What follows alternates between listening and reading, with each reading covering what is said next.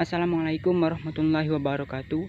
Nama saya Muhammad Ibrahim Saputra dengan NIM D1A020151 dari kelas L Agroekoteknologi.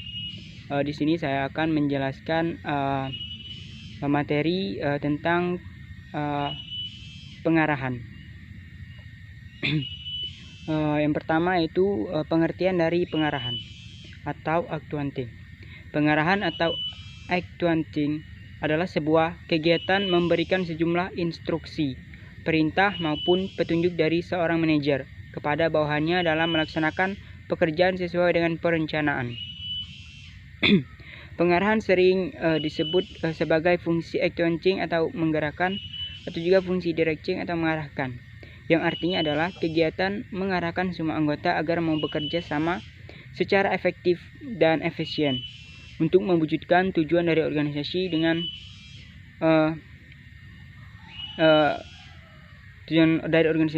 berpedoman pada perencanaan atau planning dan pengorganisasian atau organizing. Fungsi actuating adalah fungsi pokok dalam manajemen yang dilaksanakan setelah fungsi perencanaan dan pengorganisasian. Dapat dikatakan fungsi pengarahan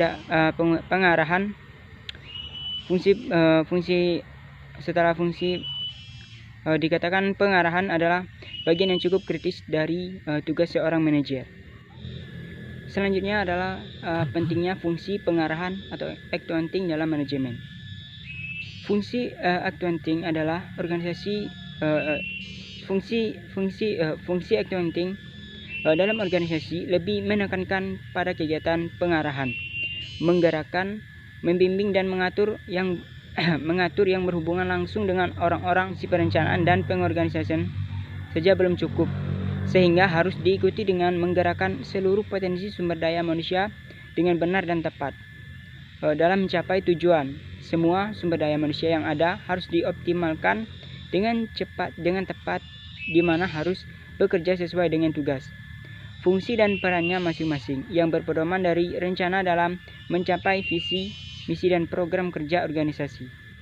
Tujuan dari fungsi pengarahan atau actuating pada dasarnya, tujuan utama dari fungsi pengarahan adalah untuk mencapai target dan tujuan dari sistem manajemen yang sesuai dengan perencanaan yang telah ditetapkan dan dilaksanakan dengan cara yang benar dan tepat. Namun, secara luas, ada banyak sekali manfaat dan tujuan yang diperoleh dari penerapan fungsi actuating dalam manajemen, seperti memprakarsai aksi atau initiation action sebagai alat motivasi, means of motivation, mengintegrasikan upaya, integrated effort, menyediakan stability, provides stability, efisiensi sumber daya. Adapun hal-hal yang harus diperhatikan manajer dalam pengarahan, dalam fungsi pengarahan yaitu antara lain seorang manajer wajib bekerja lebih produktif. Manajer atau atasan wajib menguasai beberapa ilmu seperti ilmu psikologi, ilmu komunikasi, kepemimpinan, dan sosiologi. Seorang manajer harus memiliki tekad yang kuat untuk mencapai tujuan dan peka terhadap lingkungan. Manajer atau atasan harus bersikap objektif. Penerapan fungsi pengarahan yang efektif pada umumnya, seorang atasan melaksanakan pengarahan kepada bawahannya agar mereka mampu menjalankan berbagai pekerjaan sesuai instruksi yang diberikan secara maksimal dan sebaik mungkin. Salah satu cara pengarahan efektif yang dapat dilakukan adalah orientasi.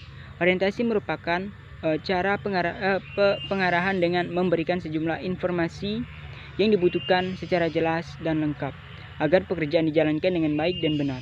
Umumnya, orientasi ini ditujukan kepada pegawai baru dan dengan maksud untuk memberikan pengenalan dan pengertian atas berbagai masalah yang akan dihadapi. Instruksi dan perintah. Perintah atau instruksi merupakan suatu permintaan dari atasan kepada orang-orang di bawahnya untuk bertindak melakukan sesuatu pada waktu tertentu. Perintah ini berasal dari atasan yang ditujukan kepada para bawahan, di mana perintah tidak dapat diberikan kepada orang lain yang memiliki kedudukan sejajar. Beberapa macam perintah antara lain perintah umum dan khusus, perintah lisan dan tertulis, perintah formal dan informal. Fungsi pengarahan memiliki beberapa karakteristik, yaitu yang pertama, fungsi pervasif. Mengarahkan diperlukan di semua tingkat organisasi. Setiap manajer memberikan bimbingan dan inspirasi kepada bawahannya. Aktivitas berkelanjutan. Arah adalah aktivitas berkelanjutan karena terus-menerus panjang kehidupan organisasi. Human factor. Fungsi mengarahkan berhubungan dengan bawahan dan oleh karena itu terkait dengan faktor manusia karena faktor manusia kompleks dan perilaku tidak dapat diprediksi. Fungsi arah menjadi penting. Aktivitas kreatif. Fungsi arahan membantu dalam mengubah rencana menjadi kinerja. Tanpa fungsi ini orang menjadi tidak aktif dan sumber daya fisik menjadi tidak berarti. Fungsi eksekutif. Fungsi arahan dilakukan oleh semua manajer dan eksekutif di semua tingkatan selama kerja perusahaan. Bawahan menerima instruksi dari atasannya saja. Fungsi delegasi. Arah seharusnya merupakan fungsi yang berhubungan dengan manusia. Perilaku manusia pada dasarnya tidak dapat diprediksi dan mengkondisikan perilaku orang-orang terhadap tujuan perusahaan adalah apa yang dilakukan oleh eksekutif dalam fungsi ini. Karena itu ia disebut memiliki kelezatan di dalamnya untuk mengatasi perilaku manusia.